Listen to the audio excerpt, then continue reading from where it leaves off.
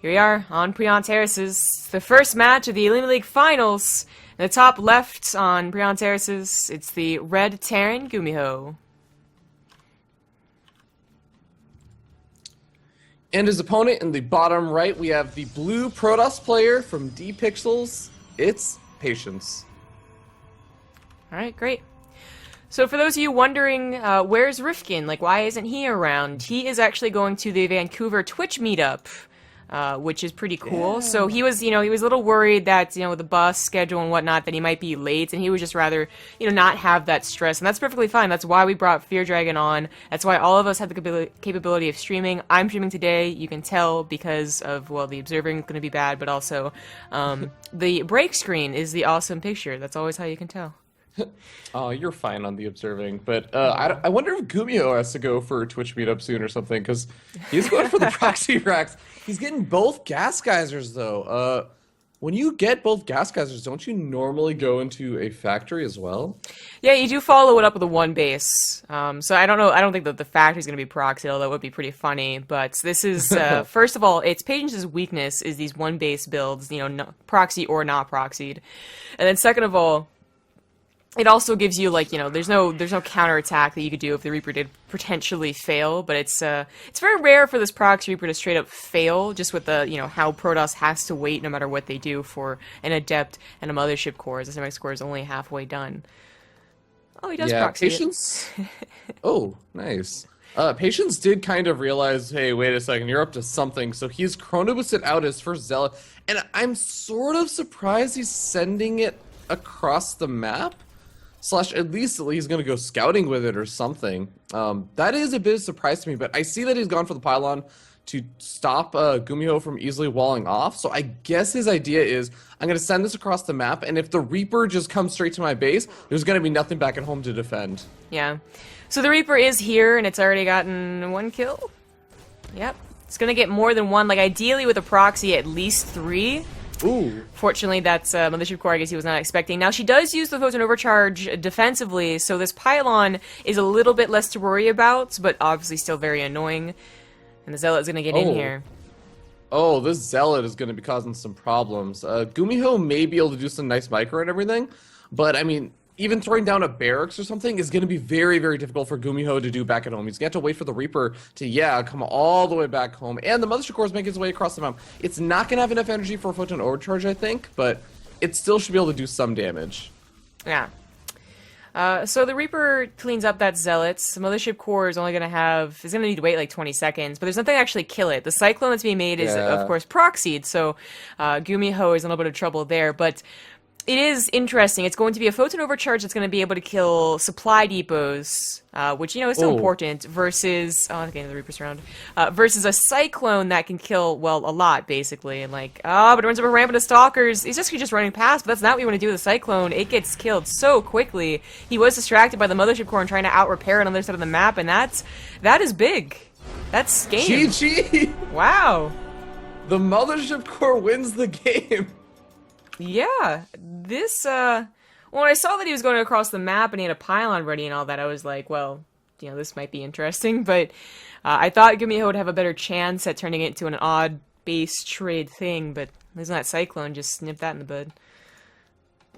Well, big congratulations, I guess, goes out to GuMiho, Patience for game number 1. He managed to survive the one base build. Yeah. GuMiho asked for Ruins of Sras. That host it up. How's the sound, by the way, guys? Let me know if the volume levels are okay for Fear Dragon and the actual game sounds. Yeah. Unfortunately, I was a little bit slow getting ready today and getting out of the shower, so I didn't actually give you that much time to audio test or anything. Yeah, you should probably be good, but I'm always a little off with the game sounds.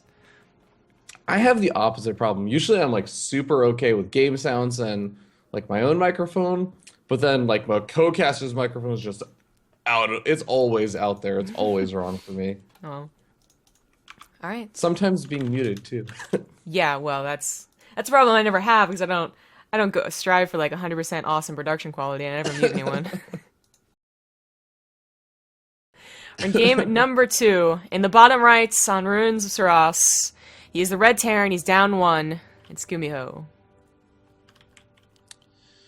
And in the bottom left-hand corner of the map, we have the blue Protoss player representing Team Dead Pixels and currently up 1-0. It's Patience.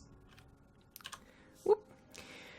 Yeah, so, you know, I mentioned one base builds being Patience's weakness, but there has been 2 occasions now that he's actually been able to not die to it. So, one, he went for a Void Ray, which actually covered all of his bases versus all variations of 1-1. Which was pretty cool. And then just now, by not defending, but rather attacking. So, there just seems to be off days and on days with him. We thought he had figured it out 100% after the Void Ray thing. I forget what tournament that was in, maybe the last Olympic League he was in. And then in the Ting qualifiers, it was just like, nope, JK, still dying to all the one base. Well, you know, it sounds a lot like whenever he gets air, he's able to defend. Mothership Cores, Void Rays, maybe you can go for an Oracle this time. Yeah, maybe. He will want to scout his opponent first, but unfortunately gets it last. Looks like GuMiho is just going for the 1 Rax command center, though, so actually nothing to really worry about. I mean, in these positions, GuMiho could have gone for 1 base, but there's always that chance, you know, that you're diagonal instead. Even horizontal, or vertical, rather, is actually pretty good for, like, getting that fast Liberator, fast Widowmine drop, but Patience, he's figuring it's not going to happen, goes for the Nexus after Gateway. Well, command center plopping on down, of course, for GuMiho as he gets started immediately on that pretty fast reactor as well. Yeah. So going to be foregoing the Reaper this game. Yeah, so a little dangerous, especially because he hasn't scouted it at all. I mean, even if you go for a Reaper, you usually want to send an SCV scout out because you want the Reaper to get there as soon as possible, and it's a 4-player map. But not scouting at all could have hurt him, but, you know, Patience again went for that fairly quick Nexus, you know, middle-of-the-road Nexus. The Adept being chronoed out, he knows where his opponent is now, of course. This might be problematic as there's only 1 Marine. 3 Marines actually would be okay, and 2 Marines are on the way. If you had a Mothership Core paired up with this, that would be more worrying. With GuMiho playing kind of fast and loose here, he doesn't even bother getting a bunker. We'll scout first, yeah, though. Kind of interesting also that Patience gets the scout off on the top left and top right-hand corners of the map and sees, oh, my opponent's not there. So he just sends his probes to Zilnaga Watchtower. He doesn't actually care too much about seeing any of that extra information inside of Patience's main base. If you guys can't see, of course, the score is always displayed right here, so it's not a best 69. Some of you are guessing, but good guess. Just a best of 3. The Adept's going to run into a bunch of Marines. Not going to have a great time with that, but she can shade and try and get a good scouts. That's what Supply Depot is for. You made it go up to a 1-1-1, but just, you know, obviously the 2-base version, so he's going to have a Widowmine drop, which Patience should be prepared for. He has a Robo. Yeah, but he is starting that Warp Prism right now. Hasn't started an Observer just yet. And, you know, sometimes Protoss players can get a little bit greedy about this. They say, let me start that Warp Prism. Hey, let me start an Immortal. Hey, let me just, you know, I already have my Robotics Bay gone and started. Let me start up a Disruptor. And then you kind of just forget about the Observer. Now, I'm not expecting Patience to be one of the players who does something like that. But you never know. Sometimes Protoss players do like to play it a little bit greedy. Well, he's certainly looking to attack with all of these gateways finishing up, getting into the main base, perhaps, of GuMiho. GuMiho could just use the Widowmine defensively. He's actually going to pick up the Marines, so no Widowmine. No Widowmine at all. Ooh. Just stays back at home in case an Oracle comes in. This, unfortunately, will only protect against an Oracle. The Warp Prism's going to find the outlying edges, but this Marine drop could do a lot of damage. Yeah, I actually wonder if that Widowmine would also do a lot of friendly fire damage if say something like the Adept managed to make it in. Well, picks up that one. It's going to be drop versus drop. However, that Photon Overcharge, she does have another one already ready to go, is going to force GuMiho to instantly pick up and leave. Does just warp in, and GuMiho does see that, but there's not much he can do. He's going to bring his Marines forward, but just not that many Marines. Widowmine actually hits the Adepts. Helps a little bit. Oh, I think that right now GuMiho is focused on the drop on the other side of the map because his Marines and Marauders weren't really reacting to a lot of those units in time. Adepts now getting a lot of damage done. At the same time, GuMiho is not exactly focus firing down any of the probes. He's killing off pylons in the natural expansion. Oh, I don't know if GuMiho can deal with this. Of course, pull the SCVs, but this is going to be very dangerous. The medevac pops out. That's going to help, and looks like the Adepts are going to get cleaned up, but at the cost of quite a few SCV lives. As you said, the probes are really being targeted down, and they're still not. Come on now. Like, there's nothing here to defend. Like, yeah. desperate pylons coming out to the far right aren't even going to be in range anymore. Oh, boy. Yeah, that's actually a really funny thing. All the pylons are killed.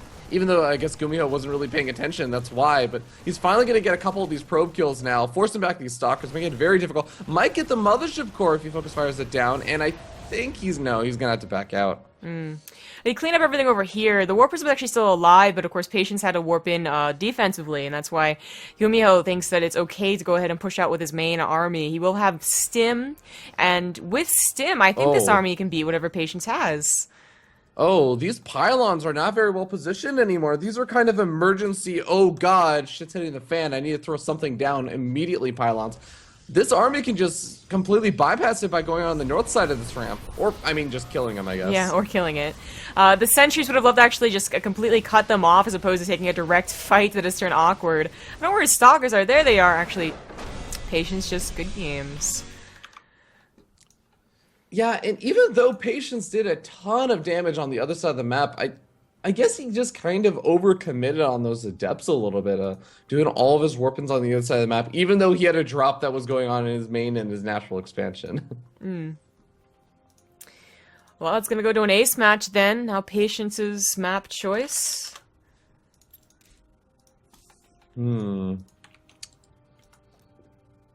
Man, I'm really, really curious to see how Demilov's series is going. This is a really short series, though. I kind of feel like we're going to be finished with this before any of the other series finish. Yeah, maybe. If that is the case, then we could just try and hop into an ace of the other series, keep things going. It's going to be Orbital Shipyard. Tied up 1-1. The bottom left as the blue Protoss. He's dead pixels, Patience. And in the top right-hand corner of the map, we have the red Terran player, GuMiho.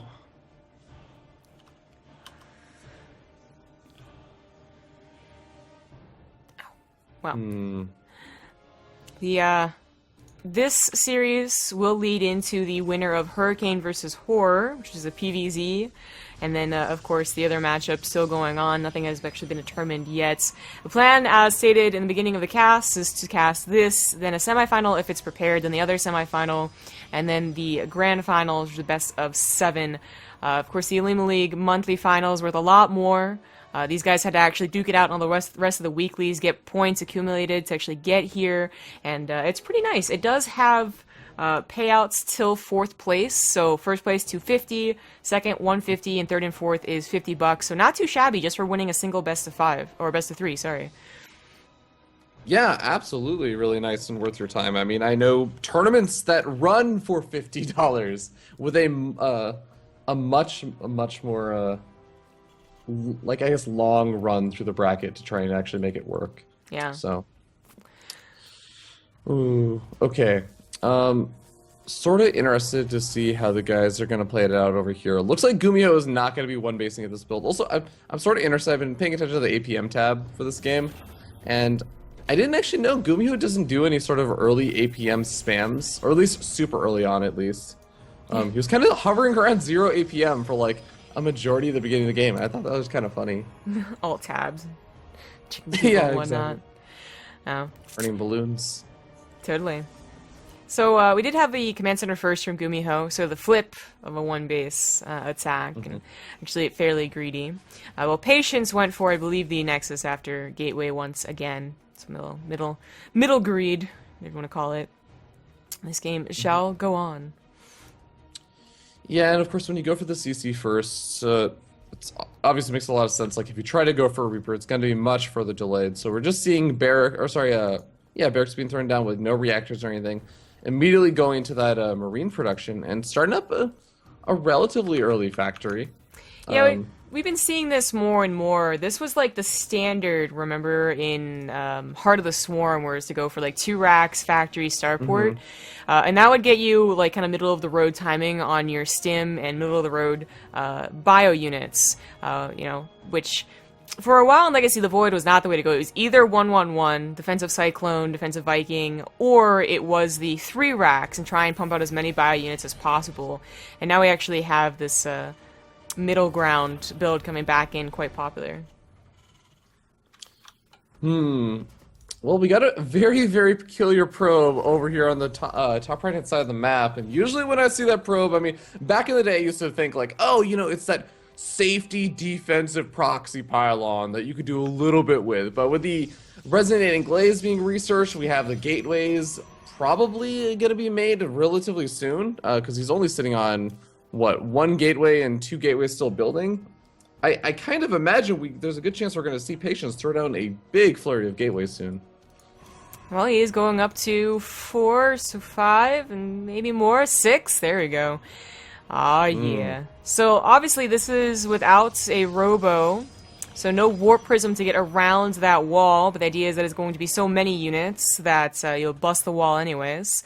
But this is very interesting. I guess I didn't really notice that there's a tech lab going on the starport if you're just for the factory for a Cyclone, but a Banshee will actually be great. Adepts can't shoot up, and it has some pretty severe damage. That's actually so cool. I've been a huge advocate of anytime a Terran player tries to go for like these weird sort of cloak Banshee mix-ins, because I really do feel like Protoss actually have to do quite a bit to prepare for Banshee harassment. They have to make sure their observer, which oftentimes a lot of Protoss players will only make 1 observer, especially if they're not going for a robotic facility based build. They have to have it in place. They have to have the anti-air in place. Oftentimes they can force a mothership core back. And hey, if you're going against an adept play, then hey, yeah, like you were saying, the Banshee is going to be freaking fantastic. Yeah. So GuMiho had no idea this was coming. He has done no scouting whatsoever. The Banshee was going to be his scouts, but he did manage to get the Banshee to see this before it attacked him. Of course, still not doing a whole lot, and the supply depot does go down despite GuMiho's last-ditch efforts to repair it.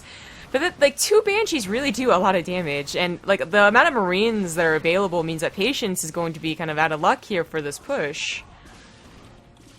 Supply depot coming down again too. That was real quick. Oh yeah, and all these adepts going to be transferring to the wrong spot at the bottom of the ramp. Going to give the Banshee a couple more hits, and I kind of feel like this may already have been defended at this point. The adepts are going to come back in, but there's a decent chunk of Marines over here. Yeah, unfortunately, it's always going to be difficult to split your army versus the adept shades, like whether or not they use the shades, but he's doing a decent job. Like 2 Banshees over here, they're not attacking the SCVs. Marines over here, actually shades into the Marines, takes the fight. They do have resonating glaives, despite the amount of Marines that were available. Yeah, this is going much better than I thought it would. I mean, the Banshee count is going to continue to grow, which means these adepts will continue to die faster and faster. Good Widow. Oh my god. 13 workers killed right now. Widowmine hit does clean up a lot of the adepts, though. Yeah. And the SCVs actually do a great job of cleaning the rest up. 17 SCVs lost in total, but still in the game at only 8. Actually, not even. He's still making SCVs, so I actually think GuMiho is still pretty good, but he definitely wants to stop these shades from getting through, because that kill count's going to keep on racking up. Now, Stim has finished, but only after he lost most of his Marines. He's still producing Banshees, which I also really like. This is not only clearing up the Adepts faster and faster, the counterattack, whenever this is cleaned up for good, is going to be very strong, even if Patience has a Mothership Core and an Observer. Oh, yeah. Alright, well, all the adepts have finally been cleaned up. Patience still has a couple of adepts still out on the map, and honestly, at this point, his big concern is just going to be make sure that I don't just immediately die to a counterattack. So, do you like the fact that he's moving back in with these adepts, or do you feel like he should just hold on to them to force the Banshees to try and stay at home for a bit longer? That is a good question. I think buying time, but unfortunately, like, it's like buying time for not much. Like, he's getting Blink, which is a good idea, but there's no stalkers in the field. It is just about the Observer and the Mothership Core, but the problem for that is warping in stalkers. 3-4 Banshees will actually kill them. They're just so much damage, and pylons can be avoided with the Banshee. You know, you can still pick off gateways and 7X cores and assimilators and a Twilight Council over here, you know? Oh, okay.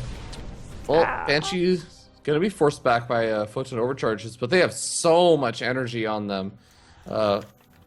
Granted, of course, there is an observer, as you mentioned, but here's the thing. These Banshees don't all have to stick together. If he splits them up just between the main base and the natural expansion, Patience only has one observer.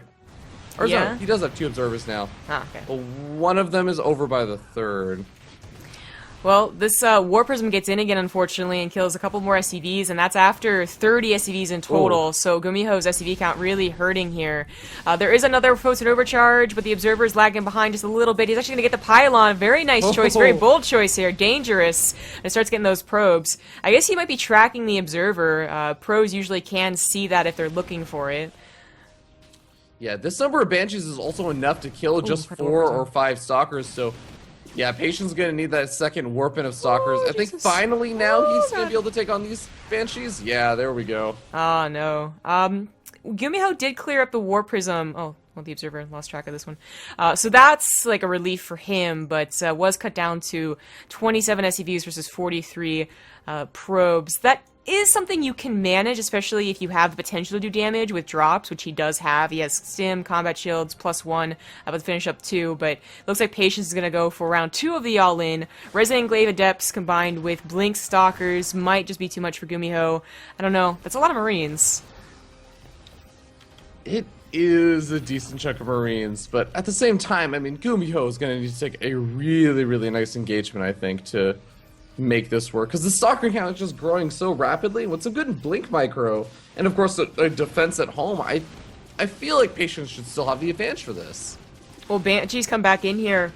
They're going to pick up that Twilight Council, which is kind of already used up for the mid-game. It's not like the greatest kill, but eventually you do want to, of course, go to Templar Archives and even charge if the game is going to go on for longer. And because he brought the Blink Stalkers back, it means that the game is going to go on for longer. Well, another War Prism coming out for Patience.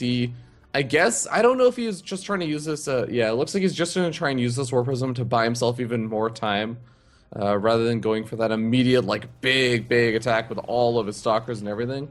But I guess that is sort of the problem, right? Like, when do you safely move out with your Stalkers with those Banshees? 3 Banshees sitting in the dead airspace. Yeah. Never going to be able to clean those up entirely unless GuMiho makes some mistakes, so these are just like, they're a great War Prism response. But the War Prism of... Oh, there it is. What are you still doing? Go. Yeah, War Prism's not going to die. It is going to pick up these Adepts and continue to harass GuMiho. He looks like he's actually going to try and take a 3rd base at some point with his SCV on location, but nowhere near the minerals right now. Might be worth it to bring the Banshees to the attack, but actually tries to dip in again and the Blink Stalkers were ready. But not ready for this. Yeah, Blink Stalker is going to be a little bit delayed now, and that means that the Pylons are going to be taken out. Siege Tank sieges up, and going to force these Stalkers back. The Stalkers actually don't decide to use their Blink to get down to the low ground right now. Yeah. Oh, it would have been so dangerous. The amount of Marines, the tanks can be microed. The 3rd base goes down, but that's just an equalizer right now. That's still a very big army for both parties, but I like GuMiho's a little bit better. Patience going to try and do some serious SCV damage with the harass. Yeah, GuMiho is doing some really nice damage on the opponent's side of the map right now, so Patience has really got to find a way to equalize a little bit. The Adepts being warped in right now, and there's a lot of them. Even with the Liberators and all these Marines, I could see them doing a lot of damage. Does take out the Warp Prism, so doesn't have to worry about more reinforcements, but this is a lot of damage. 16 SCVs going down. He might be down to 0 SCVs if he's not careful, but his army is still looking pretty good. Actually, Patience tries to take an engagement, does a decent enough damage to the Marine count, but the 2 tanks are still alive. But the big difference over here is that GuMiho is not getting reinforcements over to that side of the map. He's busy dealing with this Adept harassment. Meanwhile, Patience is constantly reinforcing his main base, and he's getting up enough Stalkers. I think that he finally has enough to push this back, and he didn't lose any workers during any of that. Yeah. It's a very dicey situation, you know? There's not a lot that can really tank except that one Immortal. He's actually going to make a couple of probes to tank. This is a really smart move, but actually goes forward instead, so they're not really tanking. There they go a little bit here. Good micro on those tanks. Maybe try and get as many Blink Stalkers as possible before they go down, as that Immortal, of course, had that shield ready to go. Oh no, Liberators! Ooh. Yeah, that's a bit of a problem right now for GuMiho. He doesn't exactly have a big army on the other side of the map either, so it's not like he can just continue the pressure. His army is also, I think, a little bit stimmed to death. Whoa, the sentry's coming in! If This is the weirdest counterattack. If those weren't stim to death, as you just said, they actually would have taken on those sentries almost no problem, especially the medevacs falling behind, but Sentry's actually doing a great job. Now, Liberator's setup is going to be difficult. The Blink Soccer count was called because of that attack, and of course Sentries aren't exactly ideal to take down Liberators, but it might be enough. Gets the high ground Observer. That's really nice. Oh, that high ground advantage for sure. That is so many damn Sentries. What the hell? There's actually not that many Stalkers over here. Yeah, kill the Stalkers. The Liberators actually need to be focus firing down right now. The Sentries may actually kill the Liberator. That's wow. a first for me. That is, but it's actually going to go in GuMiho's favor despite those Sentries. Their valiant attempt. I guess you're just warping them in because he had more gas than anything else. The force fields are, you know, they can be good. They can be really good, but that just seems like too many Sentries.